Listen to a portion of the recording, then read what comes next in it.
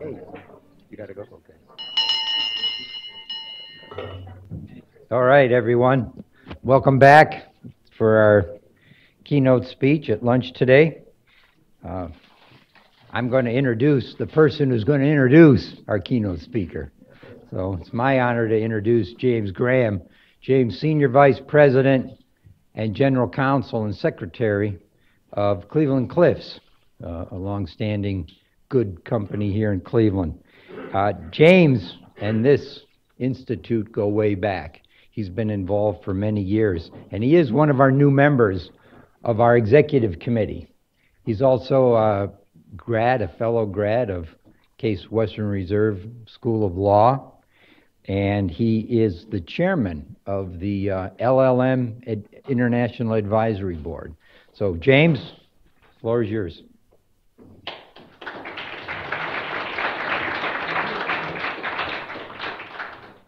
Good afternoon, everybody. I have the privilege of introducing Lorenzo Gonzalez.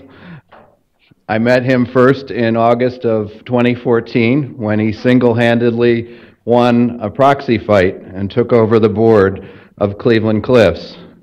In fact, I was the first person that he met with at the company, and we had a discussion in a not very subtle way about how I was going to cut costs and staff in the legal department. Fortunately, I survived along with some of my best people who are here. Starting that day, I got to know Lorenzo well, and I appreciate his experience and expertise as an operator, innovator, salesperson, and visionary in the metal and mining industry. Mr. Gonzalez has been a vocal leader for the domestic battle against unfairly traded steel in the United States and a champion for the mine and steel workers. Currently, he is an advocate for the industry on Capitol Hill with the U.S. administration, with the media on a national and international level. Since joining Cleveland Cliffs, Mr. Gonzalez has implemented a strategy designed to strengthen the company's position as a major supplier of iron ore pellets to the U.S. steel industry, fix its previously over-leveraged balance sheet, and cleanly exit from non-core and unprofitable operations. With these goals complete, Cleveland Cliffs is now positioned for growth. In 2017, Mr. Gonzalez announced plans to make the company the sole producer of hot briquetted iron, or HBI, in the Great Lakes region. The groundbreaking for this $700 million project in Toledo, Ohio, took place last week, and through Mr. Gonzalez's leadership, we have begun construction ahead of schedule. The future of the company is here. Please welcome my boss, mentor, and friend, Lorenzo Gonzalez, Chairman, President, and CEO of Cleveland Cliffs.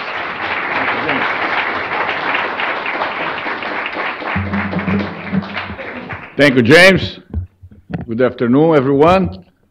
It's a big pleasure to be here, to be talking about things that are affecting us, particularly here in a place like Cleveland, here in the Great Lakes, both sides, United States and Canada.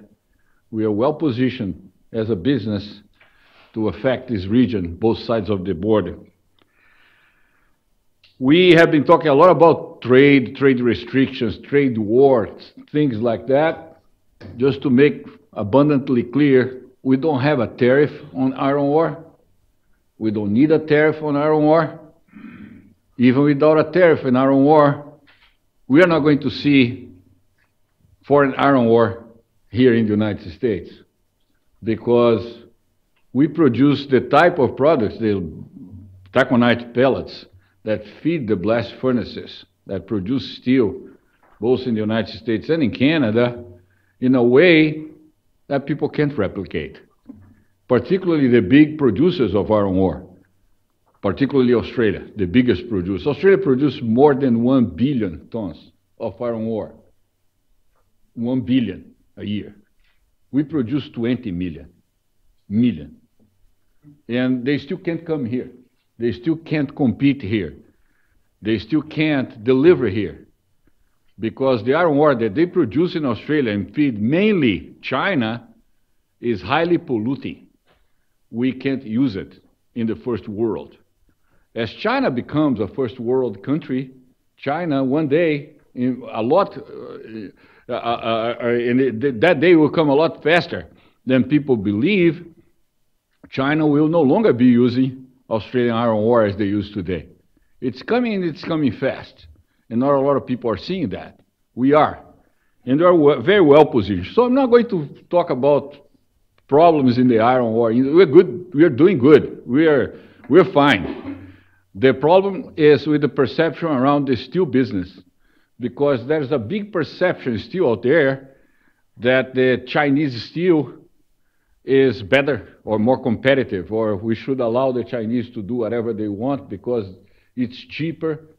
And we don't ask the right questions, and the right questions are so obvious that it defies my understanding why we don't ask this simple question. And the most simple question that we should be asking all the time, and you see guys like, for example, a guy that I like a lot, like Fareed Zakaria the other day on his show on CNN, said, look, China is just 2% of the trade in the United States. Why people talk so badly about China? They are so competitive. They are so good. They're so cheap.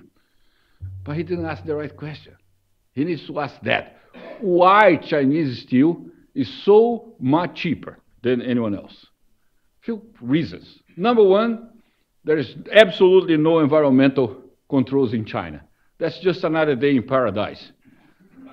Anywhere in China. Could be Beijing, could be Shanghai, could be Harbin close to Siberia, could be Shenyang close to Korea. Anywhere in China, that's what you see. You never know if it's a sunny day or not a sunny day. Second, China consumes iron ore fines from Australia, Brazil, and others. These are the guys that are feeding the beasts.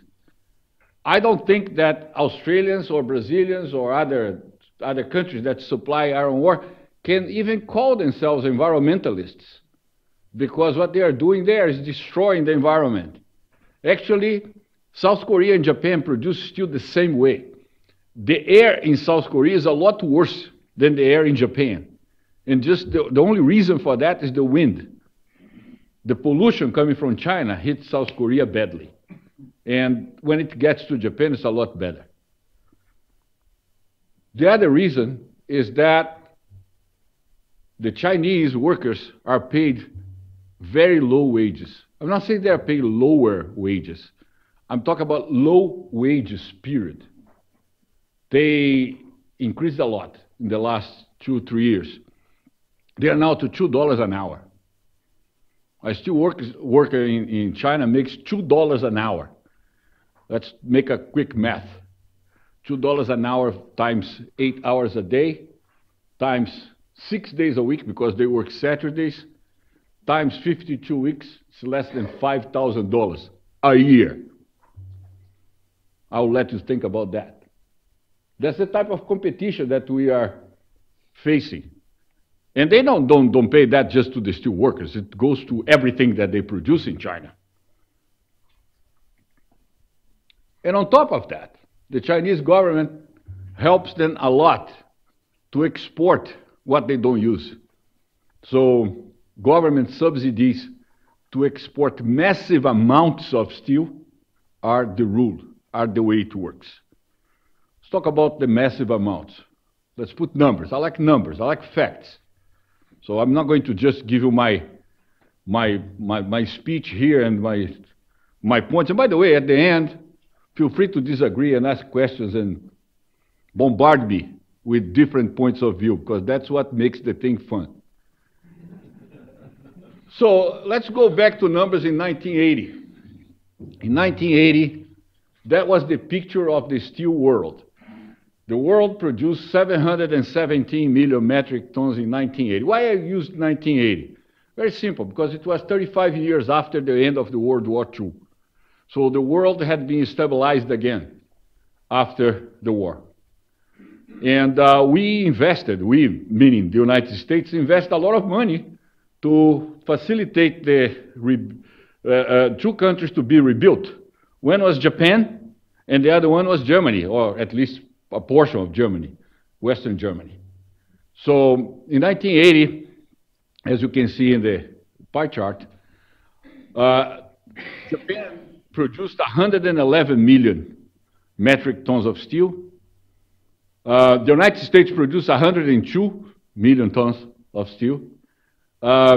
Germany, combining both Western Germany and East Germany, produced 51 million metric tons, and China produced 37 million metric tons. Now so it's 35 years after World War II. Let's go fast forward another 36 years. Let's go to 2016. I don't have reliable 2017 figures yet, so I'll use 16. So now the world is producing 1.6 billion metric tons, so more than double the figure of 1980. Japan is hanging there, still producing 105 million metric tons, close enough to 111. We went down 22% to 79 million metric tons. Germany down around 20% as well, to 42 million metric tons. And the red slice, China, 37 million tons, is now 808 million tons. In other words, in 35 years, China increased their production more than 20 times. So China produces steel today more than the world used to produce 36 years ago. That's the reality. Do they need all that? No, they need a lot, but they don't need all that. They consume something like 550, not even 600, but let's give them 600. If they were consuming 600 million metric tons a year, another 200 million tons a year are produced just to export. That's twice as much as Japan. More than twice, or almost 3 times as much as any other country, including ourselves. And that's how they do stuff. And polluting, paying low wages, and adding subsidies. Is this fair trade? Are we setting ourselves up for a trade war? Of course not.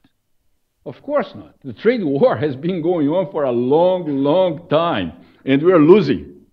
And we are losing because we don't know that we are losing, because we don't ask the right questions. So, why China's steel production increased so much? Few reasons. Life is simple. The reasons are always very obvious. One, steel is needed to produce real development.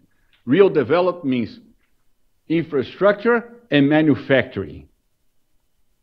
That's a fact. That's why we helped Japan after the war. That's why we helped Western Germany, and the Soviet Union helped Eastern Germany. Because in order to rebuild a country, in order to build the infrastructure, you need steel. And today, by the way, the airport of Shenyang, that's a small town in the Shandong province, is better than JFK, just to give you an idea. If I had a little more time, I would bring some pictures. So trust my word. If Google the airports. I can give you a few names of cities that you never heard that have airports that are better than LAX or Chicago Air, places like that. The other reason why China increases steel production so much is that steel production is a great vehicle to generate jobs. And if you have 1.3 billion people to take care of, you need to employ these people. You need to generate jobs. Then they don't talk about opioid crisis. By the way, China had a very big experience with an opioid crisis, but that was 100 years ago, when the Chinese did not have jobs. There's a movie called The Last Emperor by Bernardo Bertolucci. You should take a look at that. That was an opioid crisis. No jobs. So there's experience on these things in the world. Things repeat themselves. Steel production is a great vehicle to generate jobs. And the most concerning thing is steel is needed to build up military power. So we are not dealing with a country that is involved or intending to engage in a trade war. That's military power. A lot of steel in those tanks.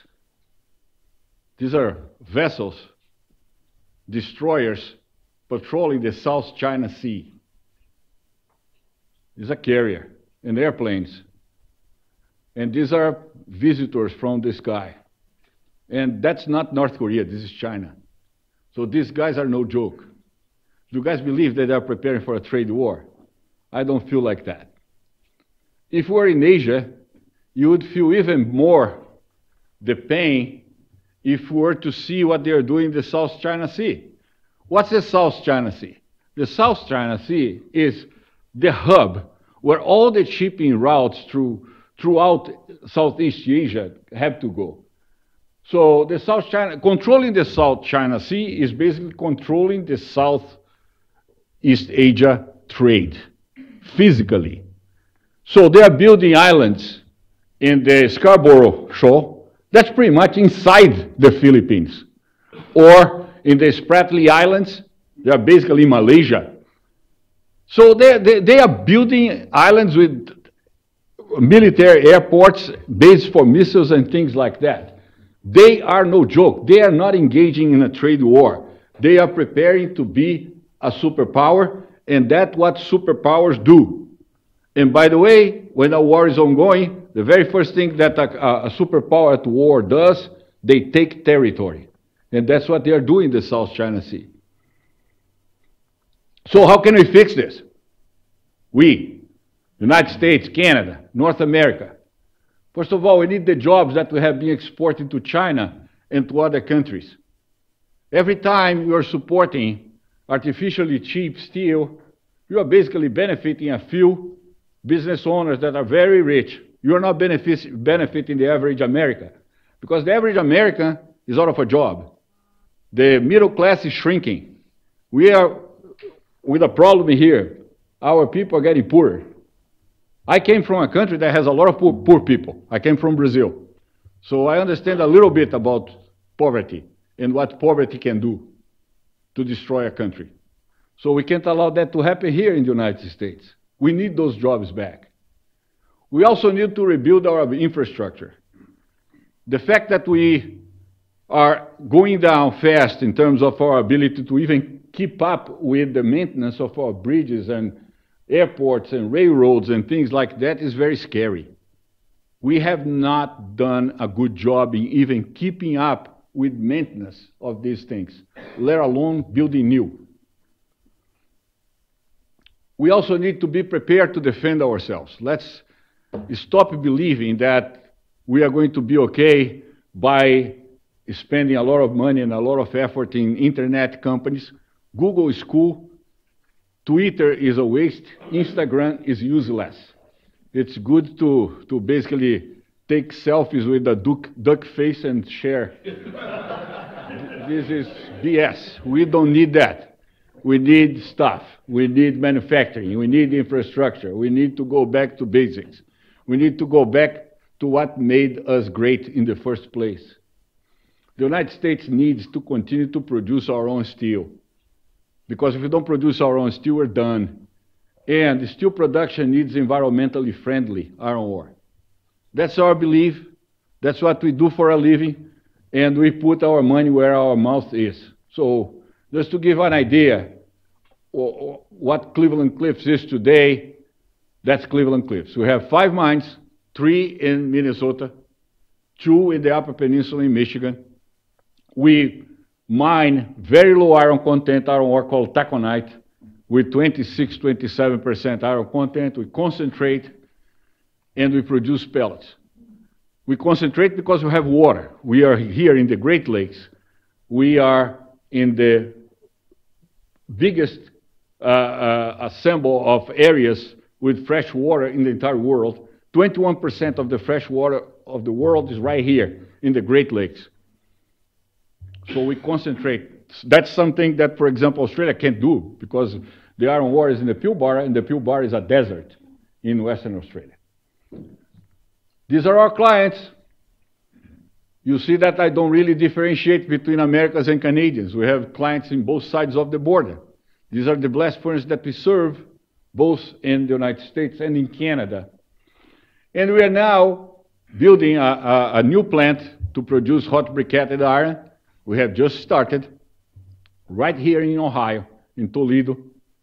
We are making a $700 million investment in Toledo, which, by the way, is the biggest investment going on in the Midwest right now. And it's Cleveland Cliffs. It's happening here in Ohio, and will benefit Ohioans. And these are the clients that we're going to serve, the electric arc furnaces in both sides of the border that will buy environmentally friendly HBI from us, and will be able to produce very high quality specs of steel to be very competitive in the market.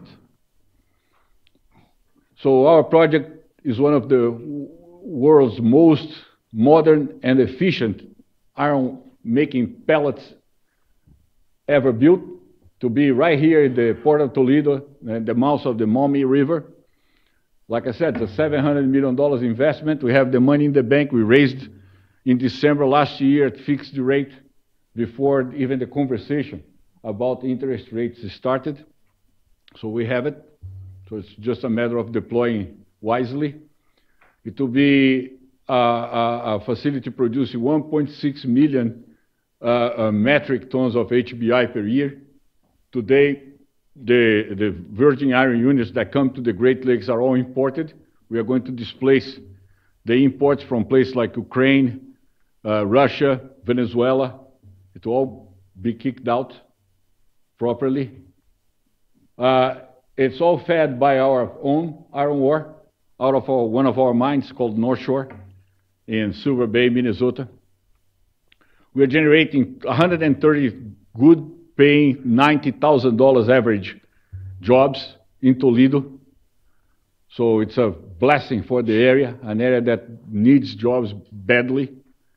During construction, we are going to have 1,200 people at peak working our site. We finished site preparation at the end of last year. We got all the permitting during Q1. Actually, in February, we're done. We started construction in February. This will take 2 years, and in July of 2020, we will be in commercial production. That's like a rendering of the plant. We'll be in operation in July of 2020, and we'll increase our presence, and we'll feed electric arc furnaces here in the Great Lakes, and we'll continue to improve our competitiveness in our ability to produce our own steel. With that, I'll pause, and I'll be more than happy to entertain your questions, disagreements. Let's discuss about China and how competitive they are, how nice they are. Yes, sir. Back in 1914, the United States, we had about 100 million people, and we had about almost 400,000 miles of rail line. Most of it was steel, some was the old cast iron protected rail.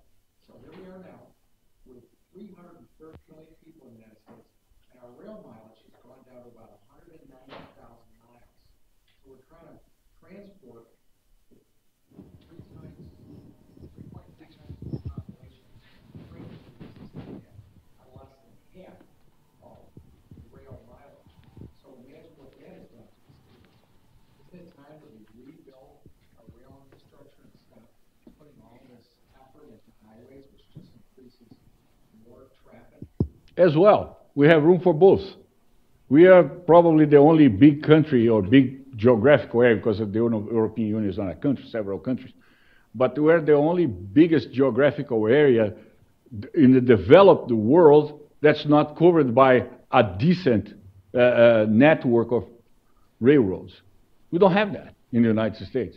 We don't go from Cleveland to Washington, D.C. by rail, but in Japan, you go from Tokyo to Fukuoka in the south with the Shinkansen. In Beijing now, you can go from Beijing to Hong Kong or Beijing to Shanghai by rail.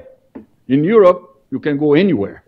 The railroad stations are downtown. Gare du Nord is very convenient in Paris, for example. So yeah, we are behind. because we don't focus on things that we have done in the past. I live 50% of the time here in Cleveland, 50% of the time in Fort Lauderdale, Florida, by the Intracoastal Waterway. The Intracoastal Waterway was built 100 years ago just to allow barge transportation.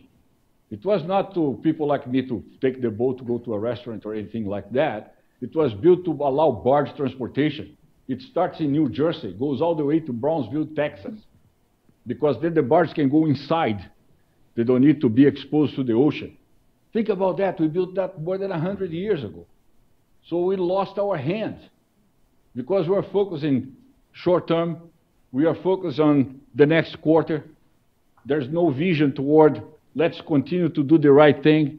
We are very eager to appease the next thing that will be trendy.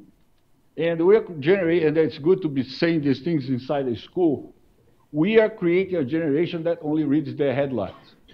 I'm in this business for 38 years. And 20 years ago, when I came to the United States, you would go raise money, you would visit with investors, and when you get there, they had already read everything, the thank-you of the company, they would read the prospectus and everything. Today they read the headline and that's it. The only thing they want to know is if the presentation is on Net Roadshow, because if it's on Net Roadshow, they don't even need to pay attention. They will take a look later. Got to take care of that. So you addressed a good point, and I gave you another 5. Yes, sir. What is your name? Your name. My name is Alan Whitman. I'm a tax lawyer. What is the HBI used for? It's feedstock for steel production in electric arc furnaces. The taconite pellets are the feedstock for blast furnaces, and the HBI is the feedstock for EAFs, electric arc furnaces. A different type of production route. To make steel? To make steel.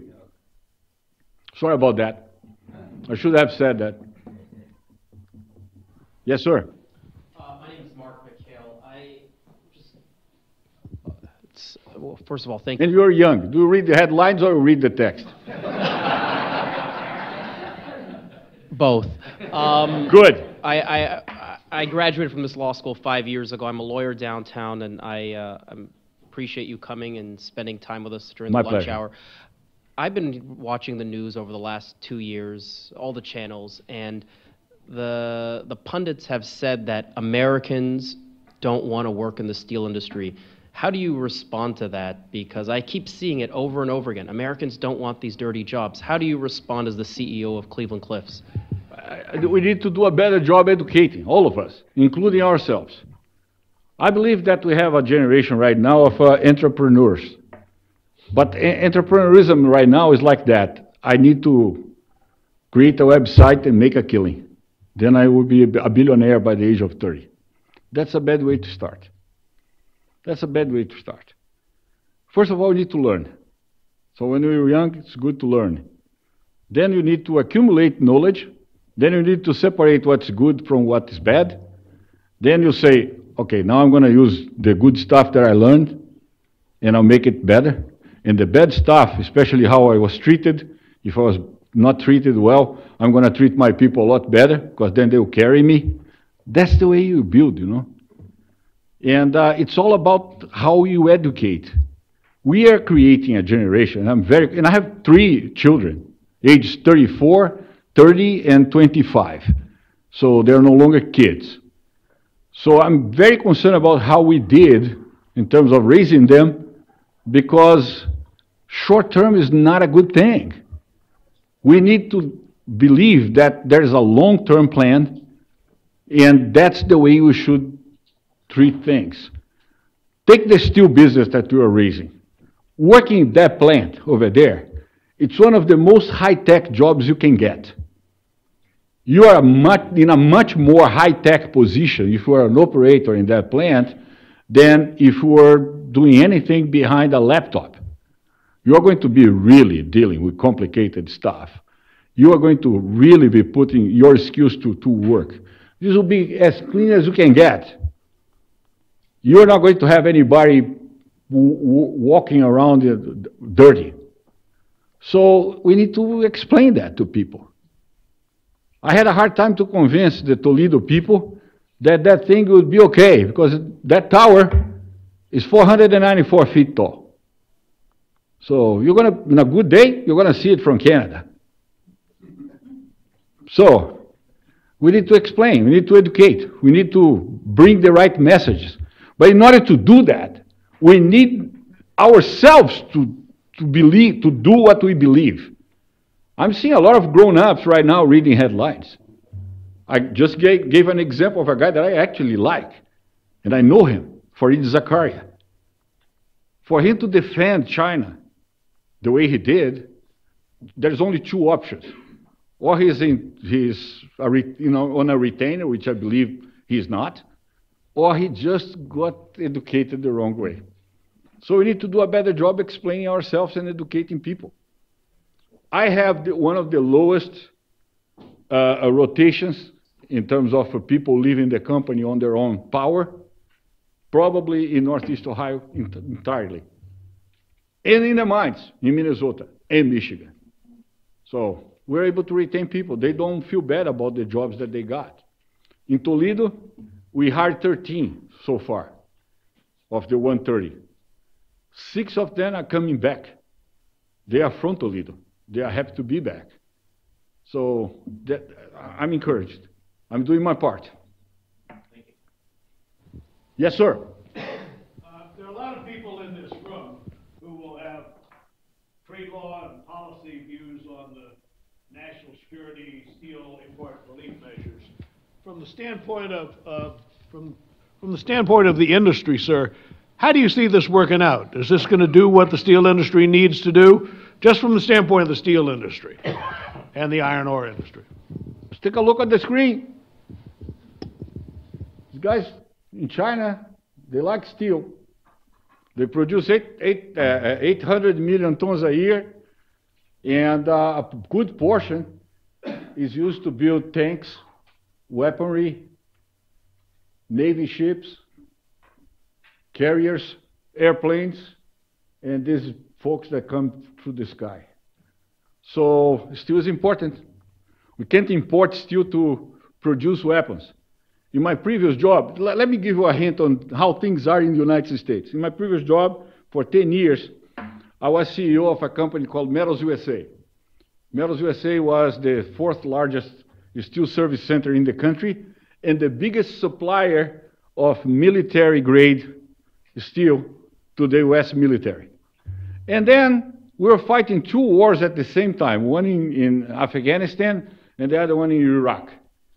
And we're deploying a lot of Humvees, like the ones that China produces as well. They look a lot alike ours, you know. I don't know how they... but that's a different conversation. So anyway, and these Humvees that are very similar to the Chinese, but were ours, they are being deployed to, especially to Afghanistan, without the proper armor, because they were very well armored in the side, in the front, in the top, but not underneath. And the biggest problem over there were the IUDs. So the improvised devices were basically blowing up our people. And the people in Fort Wayne, Pennsylvania, DOD, they were asking me to produce more armor plates to deploy to the field, to armor vehicles that were already there. And we developed kits to not only supply the parts, but supply already cut in the way they, because it was there. We were not there. The military were. We were not. So they were taking the kits and welding in the field. Well, guess what? There's only one steel mill left in the United States, in Conshohocken, Pennsylvania, that's owned by ArcelorMittal, that produces military-grade plate for armor plate. So I had to develop a source outside the United States because we didn't have it enough. And I was happy to find, and I was lucky to find. And I had a great guy, the Secretary of Defense, Gates, and he allowed me for the exception to use foreign steel. But Gates was there. That was check the box of being lucky. I was at Metals USA, check the box, and that's when I went to school in Brazil, at the IME, at the Military Institute of Engineer. My specialty is armor plate. So I knew exactly what I was talking about. That's number two, check the box. And we're able to act fast. And those deaths that we're reading every day in the paper in 2003 and 2004 went away quietly. We're talking now because we're 14 years removed from that. But that's a true story. We were completely unprepared here in the United States. We did not have enough armor plate in the U.S. to armor our own vehicles. And I can only imagine what's going on right now, especially in a time that we're distracted with a lot of storms, Daniels, and things like that. Yes, sir. Jeff Schott with the Peterson Institute in Washington. Let me ask Dick's question a different way. Please. The White House has imposed tariffs on steel imports, but those don't affect China because China doesn't sell us almost any steel because it's all blocked by anti-dumping and countervailing duties. So the concern is that the tariffs are not doing much except to deal with the problem of China, and they may provide a temporary price boost for domestic steel producers. But your concern seems to be that we don't have the capacity in specialized products. And are there better ways of trying to support and develop investment in those particular areas than this broad brush tariff approach, which is going to prove costly to a lot of other people in the U.S. economy? That's a great question. Thanks for asking, because then I can answer. Because otherwise I would say I'm already beyond my time. So, but that's a great question. So let's see what the tariffs do for you. You're absolutely right. We resolved the China issue back in 2016 when, and I'm very proud that I was part of the group that worked on that, I convinced Dennis McDonough, who was the John Kelly of the previous administration. He was the chief of staff. And he is from Minnesota. So on December 22nd, December 22nd, 2015, we brought Dennis McDonough to Minnesota to see the mines. And I gave him a good explanation on how things were being affecting national security and stuff like that, why China was bad. And then he put me in contact with Jeffrey Zients, that was the guy that used to have the job that for a while was Gary Cohn's job, the chairman of the National Economic Council. And those guys were able to basically do the impossible. They convinced Barack Obama that tariffs, anti-dumping duties, and countervailing duties were not only the right thing to do, but the only thing to do in order to take care of China. We took care of China. China went away for us. But then what they did, they went to Canada. They went to Vietnam. They went to the UK. They went to France. They went to Italy. They went to South Korea. They went to Thailand. They went to Malaysia. And now they sell to these countries. And in these countries, there are a lot of smart people that are a lot smarter than me, that instead of importing galvanized steel from China and selling to the United States, they imported hot rolled steel from China, then they galvanized there, and they sent it here because they know our laws. It's a substantial transformation. The duty should not apply. And they're right, it's our law. So Vietnam, that used to produce 0 tons of galvanized in 2015, produced 1.2 million tons of galvanized in 2016. It's a miracle. It's a Chinese miracle. So why do you need Section 232? Why you need the tariffs? Because I'll be very blunt, and Canadians, forgive me. Canadians, British, Italians, French, all together will not stand up against the bully. So we need 232 to push back on behalf of everyone. Because it's clear that the whack-a-mole is happening.